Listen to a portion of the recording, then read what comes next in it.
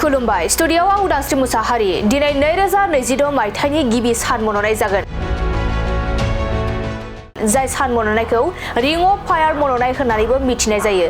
2026 मायथाइनि गिबि सान मन'नाया बेसे समाव जागोन आरो बबे राशियाव गोहोम गोग्लैगोन, बबे राशिया रांखान्थियारि महरै मुलाम्फा जागोन आरो बबे राशिफोरा खहा जानो हागौ, बेफोर गासै फोरमायथिखौ मुंदांखा ज्योतिष बिगियानगिरि आरो तान्त्रिक डक्टर श्री श्री घोषआ फोरमायदों।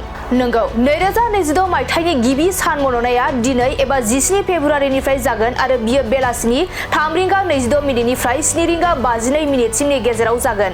मुंदांखा ज्योतिष बिगियानगिरि आरो तान्त्रिक डक्टर श्री श्री घोषआ फोरमायनाय बायदिब्ला 2026 मायथाइनि गिबि सान मन'नाया कुम्भ राशियाव गोहोम गोग्लैगोन। 2026 मायथाइनि गिबि सान मन'नाया बेसे समाव जागोन आरो बबे राशियाव गोहोम गोग्लैगोन, बबे राशिया रांखान्थियारि महरै मुलाम्फा जागोन आरो बबे राशिफोरा खहा जानो हागौ, बेफोर गासै फोरमायथिखौ मुंदांखा ज्योतिष बिगियानगिरि आरो तान्त्रिक डक्टर श्री श्री घोषआ फोरमायदों।